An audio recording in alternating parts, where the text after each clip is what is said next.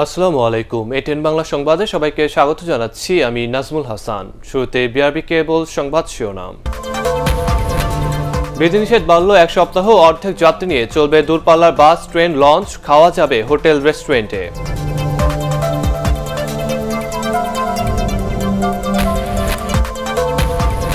পাসপোর্টে ইসরায়েল সম্পর্কিত বক্তব্য তুলে নেওয়া হলেও দেশটিতে ভ্রমণ নিষেধাজ্ঞা বহাল আছে জানালেন পররাষ্ট্রমন্ত্রী।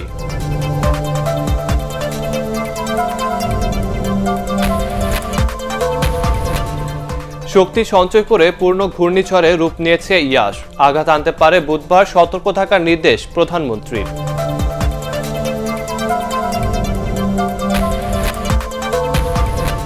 জামিনের পর কাশিমপুর কারাগার থেকে মুক্ত সাংবাদিক রোজিনা ইসলাম, তথ্যমন্ত্রীর সন্তোষ প্রকাশ।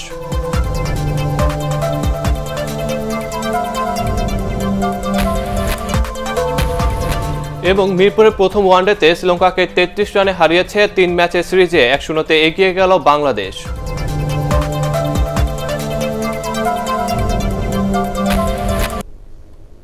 শুনছিলেন বিআরবি কেবল সংবাদ শিরোনাম। এবার বিস্তারিত। লকডাউনে বিধিনিষেধ বাড়ল আরও এক সপ্তাহ। এ সময় অর্ধেক যাত্রী নিয়ে স্বাস্থ্যবিধি মেনে চলবে দূরপাল্লার বাস, ট্রেন, লঞ্চ সহ সব গণপরিবহন। এবার হোটেল রেস্টুরেন্টে বসে খাওয়ার অনুমতিও দিয়েছে সরকার। এভাবে এক সপ্তাহ দেখার পর লকডাউন তুলে দেওয়ার সিদ্ধান্ত নেওয়া হবে বলে জানিয়েছে জনপ্রশাসন প্রতিমন্ত্রী ফরহাদ হোসেন। মাহবুব কবির চপলের রিপোর্ট। করোনার সংক্রমণ রোধে ৪৯ দিন বন্ধ রাখা হয় দূরপাল্লার গণপরিবহন। তারপরও ঈদে ঢাকা ছাড়েন ১ কোটির বেশি মানুষ। প্রশ্ন ওঠে লকডাউনের কার্যকারিতা নিয়ে।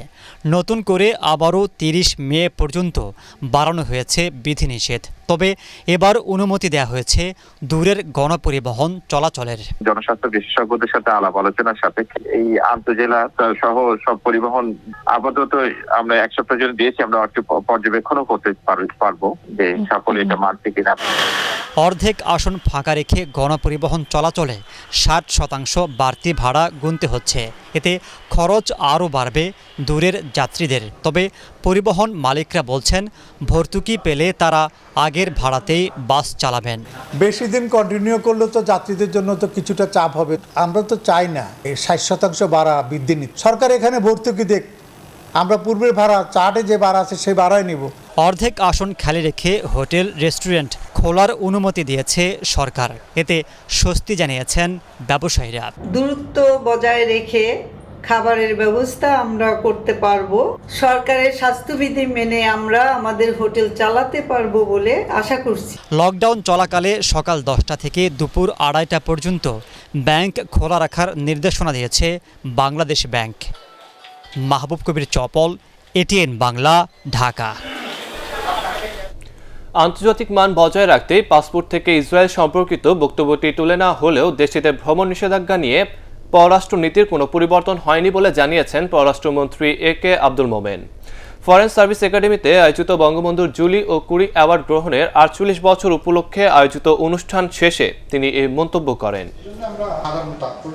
আমরা যখন পাসপোর্ট তৈরি করি তখন ওখানে যে একটা সিল লাগানো হতো যে অল কান্ট্রিজ এক্সেপ্ট ইসরায়েল, আমরা এটা ডিলিট করেছি। এইটা স্ট্যান্ডার্ড পাসপোর্টের জন্য। এবং এই ডিলিট ডাজ নট মিন আমাদের পররাষ্ট্র কিসের সম্পর্কে নীতিতে কোনো পরিবর্তন হয়েছে। আমরা এখনও ইসরায়েলকে রিকগনাইজ করি নাই এবং আমরা প্যালেস্টাইনের সপক্ষে এখনও অত্যন্ত সোচ্চার। বঙ্গোপসাগরে সৃষ্ট লঘুচাপটি আরও শক্তি সঞ্চয় করে সোমবার পূর্ণ ঘূর্ণিঝড়ে রূপ নেবে বলে জানিয়েছে আবহাওয়া অধিদপ্তর। বুধবার ১০০ কিলোমিটার বেগে ইয়াস নামের এই ঘূর্ণিঝড় উপকূল এলাকায় আঘাত হানতে পারে। উপকূলে ফিরে আসতে বলা হয়েছে সমুদ্রে অবস্থানকারী সব ধরনের নৌযানকে। ইমদাদুল্লাহ বাবুর রিপোর্ট। ঝড়ের রূপ নিতে শুরু করেছে বঙ্গোপসাগরের গভীরে সৃষ্ট লঘুচাপটি। সোমবার দুপুর নাগাদ এটি ঘূর্ণিঝড়ে পরিণত হবে বলে জানিয়েছে আবহাওয়া বিভাগ।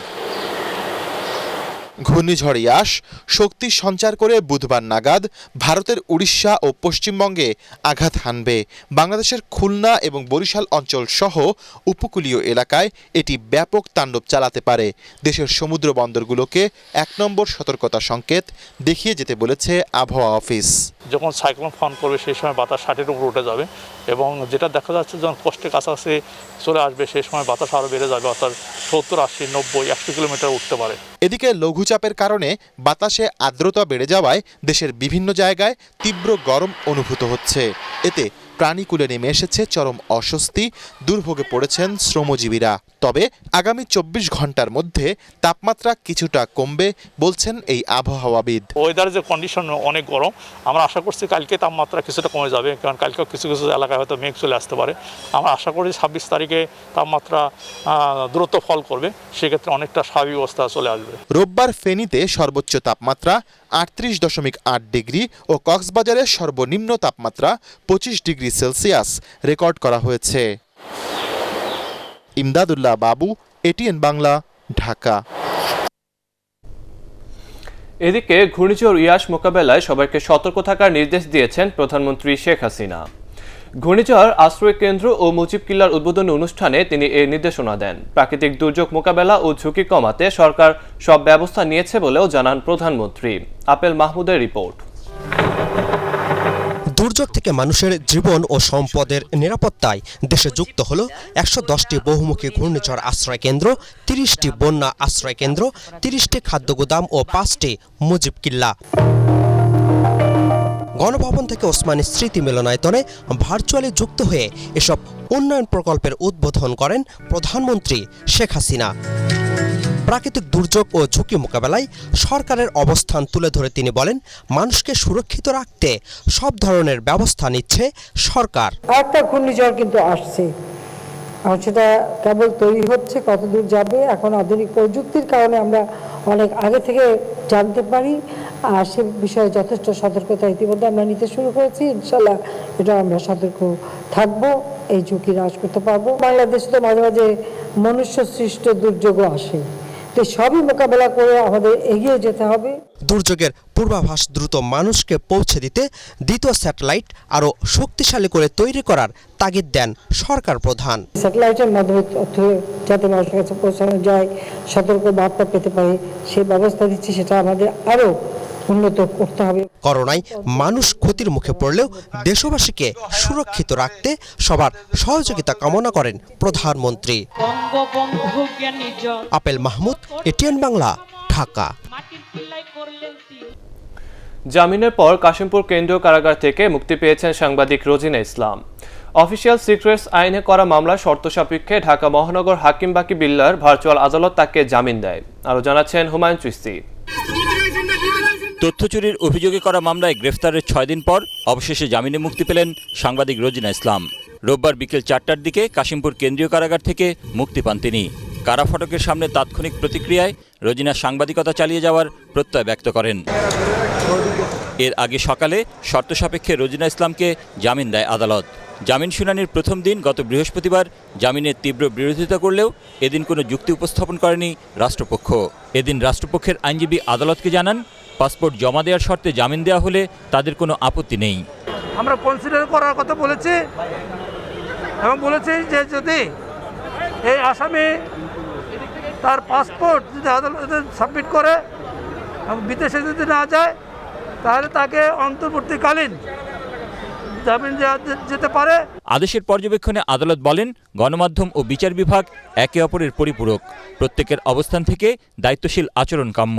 15 জুলাই মামলার তদন্ত প্রতিবেদন জমা দেওয়ার জন্য দিন ঠিক করেছেন আদালত। এদিকে রোজিনার বিরুদ্ধে মামলা প্রত্যাহারের দাবি জানিয়েছেন তার সহকর্মীরা। বিজ্ঞ আদালত বলেছেন, আইন এবং আদালতের ভাবমূর্তি যাতে ক্ষুণ্ণ না হয় সেটাকে প্রাধান্য দিয়ে দায়িত্বশীল আচরণ আমরা সবাই যে যার অবস্থান থেকে আছি সেটাই আমরা করব। সবাই বলছেন যে এই মামলাটার কোনো মেরিট নাই, তো যে মামলার কোনো মেরিট নাই সেই মামলাটা কেন সরকার ক্যারি করছে? পেশাগত দায়িত্ব পালনের জন্য গত সোমবার স্বাস্থ্য মন্ত্রণালয়ে গেলে তথ্য চুরির অভিযোগ এনে রোজিনা ইসলামকে 5 ঘন্টার বেশি সময় আটকে রাখেন সেখানকার কর্মকর্তারা। রাতে শাহবাগ থানায় নিয়ে যাওয়ার পর তার বিরুদ্ধে অফিসিয়াল সিক্রেটস আইনে মামলা দেয়া হয়। হুমায়ুন চিস্তি, এটিএন বাংলা, ঢাকা। সাংবাদিক রোজিনা ইসলামের জামিনে স্বস্তি প্রকাশ করে তথ্য ও সম্প্রচার মন্ত্রী ডক্টর হাসান মাহমুদ বলেছেন, ভবিষ্যতে যাতে এ ধরনের ঘটনা আর না ঘটে সেজন্য সবাইকে সতর্ক থাকতে হবে। অন্যদিকে আইনমন্ত্রী আনিসুল হক বলেছেন, মামলা প্রত্যাহারের দায়িত্ব তার মন্ত্রণালয়ের নয়, যারা মামলা করেছেন তাদের অথবা স্বরাষ্ট্র মন্ত্রণালয়ের। নিয়াজ-জামান সজীবের রিপোর্ট। সচিবালয়ে তথ্য ও সম্প্রচার মন্ত্রী ডক্টর হাসান মাহমুদের সাথে বৈঠকে সাংবাদিক নেতারা বেশ কিছু দাবি তুলে ধরেন। এর মধ্যে আছে সাংবাদিকদের কাজের স্বাধীনতা নিশ্চিত করা, গণমাধ্যম কর্মী আইন, সম্প্রচার আইন ও ডিজিটাল নিরাপত্তা আইনের বিতর্কিত ধারা বাদ দেয়া, সাংবাদিকদের বিরুদ্ধে মামলা করার আগে তথ্য মন্ত্রণালয়ের অনুমতি নেয়া এবং কোনো সাংবাদিক যেন এমন হেনস্থার শিকার না হন তার নিশ্চয়তা দেয়া। মন্ত্রী হিসাবে শুধু নয়, আগামীতে যেন আমরা বলতে পারি যে ওনার সময় এই সুরক্ষাগুলো আমরা পেয়েছি। ডিফারেন্ট সোর্সেই আপনার কাছ থেকে এই তথ্যগুলি সংগ্রহ করবে, সেই ক্ষেত্রে যাতে বাধাগ্রস্ত না হয়। এ সময় তথ্য সম্প্রচার মন্ত্রী আইন মেনে সাংবাদিকদের তথ্য সংগ্রহের আহ্বান জানান। তিনি বলেন, দ্রুত গণমাধ্যম কর্মী আইন পাশ করা হবে। কোনো আইন দ্বারাই যাতে করে কোনো সাংবাদিকের উপর যাতে বেআইনিভাবে অর্থাৎ আইনের অপপ্রয়োগ যাতে না হয়, সেজন্য আমি সবসময় আপনাদের সাথে একমত। গণমাধ্যম কর্মী আইন পাশ হলে সাংবাদিকদের যে সুরক্ষার বিষয় সেটি অনেকাংশে নিরসন হবে। এদিকে সাংবাদিক নেতারা গুলশানে আইনমন্ত্রী আনিসুল হকের সাথে দেখা করে রোজিনা ইসলামের মামলা প্রত্যাহারের দাবি জানান। আইনমন্ত্রী বলেন, মামলা প্রত্যাহারের দায়িত্ব যারা মামলা করেছেন তাদের অথবা স্বরাষ্ট্র মন্ত্রণালয়ের। মামলা যখন হয়েছে মামলা প্রত্যাহারটা বড় কথা নয়, মামলার তদন্তটা বড় কথা। আইনমন্ত্রী তদন্তের উপর আস্থা রাখতে সবার প্রতি আহ্বান জানান। নিয়াজ-জামান সজীব, এটিএন বাংলা, ঢাকা। সাংবাদিক রোজিনা ইসলামের জামিন পাওয়ার মধ্য দিয়ে আদালত যে সম্পূর্ণ স্বাধীন তা আবারও প্রমাণিত হয়েছে বলে মন্তব্য করেছেন আওয়ামী লীগের সাধারণ সম্পাদক ওবায়দুল কাদের। তিনি বলেন, সরকার এতে কোনো হস্তক্ষেপ করেনি, অনলাইন সভায় যুক্ত হয়ে তিনি এসব কথা বলেন। রোজিনা ইস্যুতে সাংবাদিকদের জন্য তারা আজকে মায়া কান্না কাটছেন, সেই বিএনপি ক্ষমতায় থাকাকালে সাংবাদিকদের বিরুদ্ধে রাষ্ট্রবিরোধী মামলাও তারা করেছিলেন। সংসদের আসন্ন 4টি উপনির্বাচনে অংশ নেবে না বিএনপি।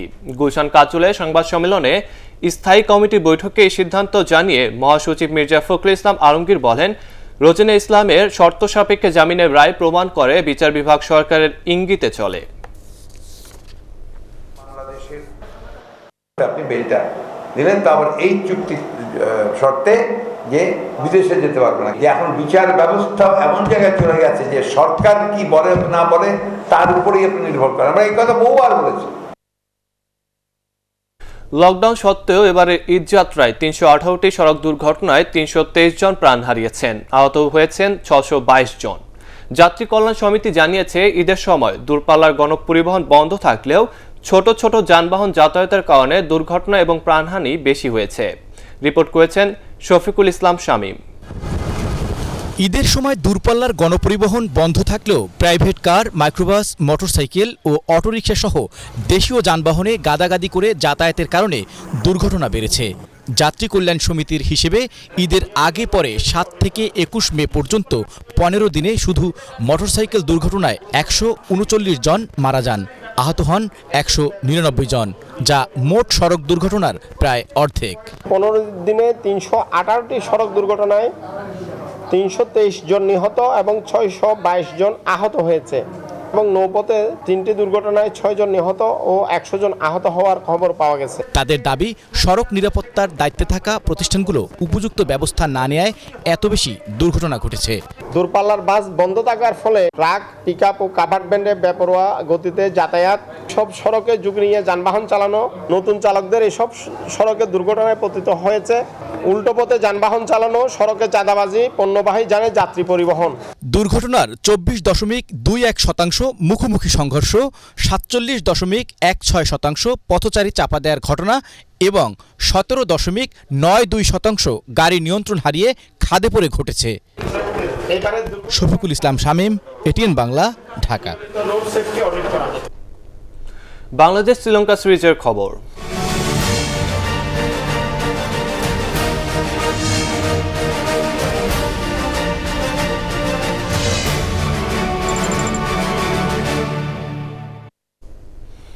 প্রথম ওয়ানডেতে শ্রীলঙ্কাকে 33 রানে হারিয়ে 3 ম্যাচের সিরিজে 1-0 এগিয়ে গেল বাংলাদেশ। কলম্বোয় টেস্ট সিরিজে পরাজয়ের পর সীমিত ওভারের ম্যাচে নিজেদের দক্ষতার প্রমাণ দিল তামিম ইকবালের দল। বাংলাদেশের 6 উইকেটে 257 রানের জবাবে 224 রানে থামে লঙ্কানদের ইনিংস। ম্যাচ সেরা মুশফিকুর রহিম, পরাগ আরমানের রিপোর্ট। শ্রীলঙ্কাকে হারিয়ে বিশ্বকাপ সুপার লিগের ম্যাচে দারুণ এক জয় পেল বাংলাদেশ। সুপার লিগে 7 ম্যাচে চতুর্থ জয়ে 40 পয়েন্ট নিয়ে লিগ টেবিলের চতুর্থ স্থানে উঠে এলো তামিম ইকবালের দল। মিরপুর শেরেবাংলা স্টেডিয়ামে 258 রানের টার্গেটে নেমে শ্রীলঙ্কার শুরুটা মোটেই ভালো হয়নি। দলের 97 রানেই তারা 5 উইকেট হারায়। কুশল মেন্ডিসকে ফিরিয়ে ক্রিকেটে 1000 উইকেটের মালিক হন সাকিব আল হাসান। আর ধনঞ্জয় ডি সিলভাকে বিদায় করে মিরাজ তুলে নেন ক্যারিয়ারের 50তম ওয়ানডে উইকেট। সতীর্থদের আসা যাওয়ার মাঝে ব্যতিক্রম ছিলেন হাসারাঙ্গা ডি সিলভা। তার 74 রানও লঙ্কানদের পরাজয় ঠেকাতে পারেনি। 224 রানে থামে তারা। এর আগে টস জিতে ব্যাট করে দলের 100 রানের আগেই সাজ করে বাংলাদেশের 4 ব্যাটসম্যান। রানের খাতা খোলার আগেই বিদায় লিটন দাস। বাউন্ডারি দিয়ে শুরু করলেও 34 বলে 15 রানের পুঁজিতে থামেন সাকিব আল হাসান। 50-50 করে 52 রানে সাজ করে ফেরেন প্রথম বাংলাদেশি হিসেবে 3 ফরম্যাটের ক্রিকেটে 14,000 রান ক্লাবে যোগতে তামিম ইকবাল। সেই অবস্থা থেকে বাংলাদেশ দলের ত্রাতা হয়ে ওঠেন মাহমুদুল্লাহ রিয়াদ ও মুশফিকুর রহিম। তাদের 109 রানের জুটি লড়াকু পুঁজি এনে দেয় বাংলাদেশকে। সেঞ্চুরি করার সুযোগ মিস করা মুশফিক 84 রানে প্যাভিলিয়নে ফেরেন রিভার্স সুইপের বলি হয়ে। আর বোল্ড হওয়ার আগে মাহমুদুল্লাহ রিয়াদের ব্যাট থেকে আসে 54 রান। পরাগ আরমান, এটিএন বাংলা, ঢাকা। করোনা মহামারীর মধ্যে ভারতে ছড়িয়ে পড়া ব্ল্যাক ফাঙ্গাস বা কালো ছত্রাক যাতে বাংলাদেশে বিস্তার লাভ করতে না পারে সে বিষয়ে জেলায় জেলায় সতর্কবার্তা পাঠিয়েছে স্বাস্থ্য অধিদপ্তর। নিয়মিত অনলাইন ব্রিফিংয়ে সংস্থার মুখপাত্র ডক্টর নাজমুল ইসলাম এ তথ্য জানান। চলতি সপ্তাহে দেশে অক্সফোর্ড অ্যাস্ট্রাজেনেকা টিকা মজুদ শেষ হয়ে যাবে বলেও জানান তিনি। এদিকে গত 24 ঘন্টায় করোনা ভাইরাসের দেশে আরও 28 জনের মৃত্যু হয়েছে। এ নিয়ে মৃতের সংখ্যা বেড়ে দাঁড়িয়েছে 12,376 জনে। সর্বশেষ 15,205টি নমুনা পরীক্ষায় 1,354 জনের করোনা শনাক্ত হয়েছে। এ নিয়ে দেশে মোট শনাক্ত রোগীর সংখ্যা দাঁড়ালো 7,89,080 জনে। শনাক্তের হার 8.90%। তারা নিজেরা আলাপ আলোচনা করছেন, তারা একটি পরামর্শ চূড়ান্ত করবেন। তাছাড়া যেটি পাবলিক হেলথ এবং এপিডেমিওলজি কমিটি আছে সেখানে বিস্তারিত আলোচনা হয়েছে। আমরা এই বিষয়টি নিয়ে নিজেরা কথা বলেছি, আমাদের বিভিন্ন জেলাগুলোতে আমরা সতর্কবার্তা পাঠিয়েছি এবং আনুষ্ঠানিকভাবে ব্ল্যাক ফাঙ্গাসের চিকিৎসাটি কেমন হবে, ব্যবস্থাপনাটি কেমন হবে সে বিষয়ে আমরা সুনির্দিষ্ট গাইডলাইন আমরা দিয়ে দিই। যশোর মাদক নিরাময় ও পুনর্বাসন কেন্দ্রে এক যুবককে পিটিয়ে হত্যার অভিযোগ উঠেছে। পারিবারিক সূত্রে জানা গেছে 26 এপ্রিল মাহফুজুর রহমান নামে এই যুবককে চিকিৎসার জন্য আনা হয়, কিন্তু শনিবার বিকেলে ওই প্রতিষ্ঠানের লোকজন তার লাশ অজ্ঞাত হিসেবে যশোর জেনারেল হাসপাতালে জরুরি বিভাগে রেখে চলে যায়। জেলায় অতিরিক্ত পুলিশ সুপার সাইফুল ইসলাম জানিয়েছেন, সিসি ক্যামেরার ফুটেজে মাহফুজকে পিটিয়ে হত্যার প্রমাণ মিলেছে। রাতে কেন্দ্রের পরিচালক মাসুম করিম ও আশরাফুল করিম সহ 10 জনকে আটক করে পুলিশ। এবার আন্তর্জাতিক সংবাদ।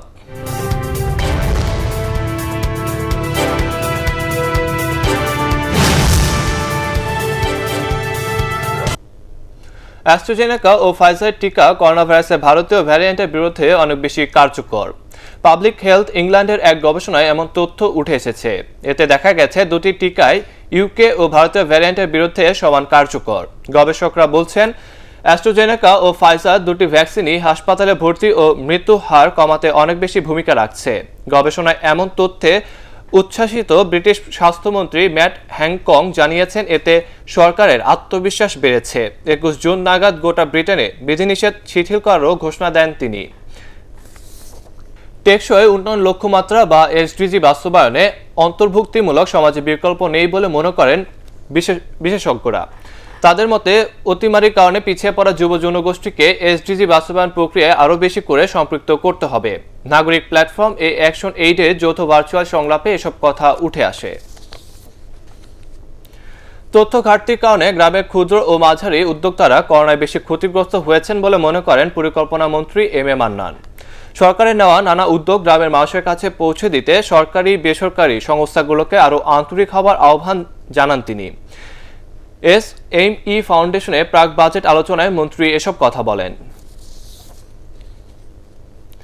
প্রধানমন্ত্রী শেখ হাসিনার 40তম স্বদেশ প্রত্যাবর্তন দিবস উপলক্ষে জার্মানি বার্লিনে অনুষ্ঠিত হল ভার্চুয়াল আলোচনা সভা। এ সময় শেখ হাসিনার সাফল্যমণ্ডিত নানা কর্মকাণ্ড তুলে ধরা হয়। বাংলাদেশ আওয়ামী লীগের প্রেসিডিয়াম সদস্য ফারুক খান এতে অন্যান্যদের মধ্যে উপস্থিত ছিলেন। এবার পারটেক্স খেলার খবর।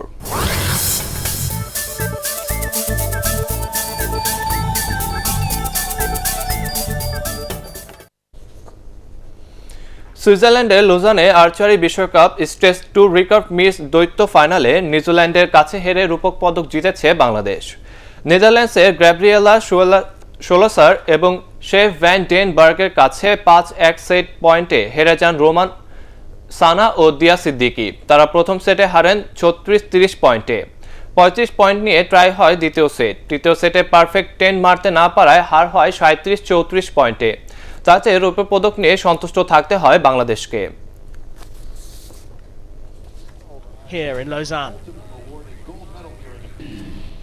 শেষ করার আগে বিআরবি কেবল সংবাদ শিরোনাম আরেকবার। বিধিনিষেধ বাড়ল 1 সপ্তাহ, অর্ধেক যাত্রী নিয়ে চলবে দূরপাল্লা বাস, ট্রেন, লঞ্চ, খাওয়া যাবে হোটেল রেস্টুরেন্টে।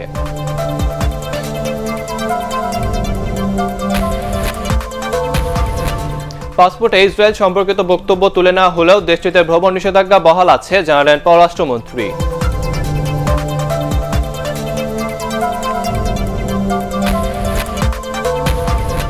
শক্তি সঞ্চয় করে পূর্ণ ঘূর্ণিঝড়ে রূপ নিয়েছে ইয়াস, আঘাত আনতে পারে বুধবার, সতর্ক থাকার নির্দেশ প্রধানমন্ত্রীর।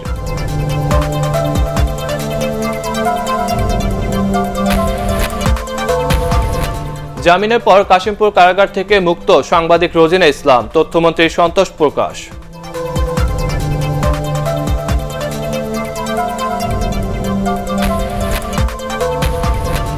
এবং মিরপুরে প্রথম ওয়ানডেতে শ্রীলঙ্কাকে 33 রানে হারিয়ে 3 ম্যাচের সিরিজে 1-0 এগিয়ে গেল বাংলাদেশ।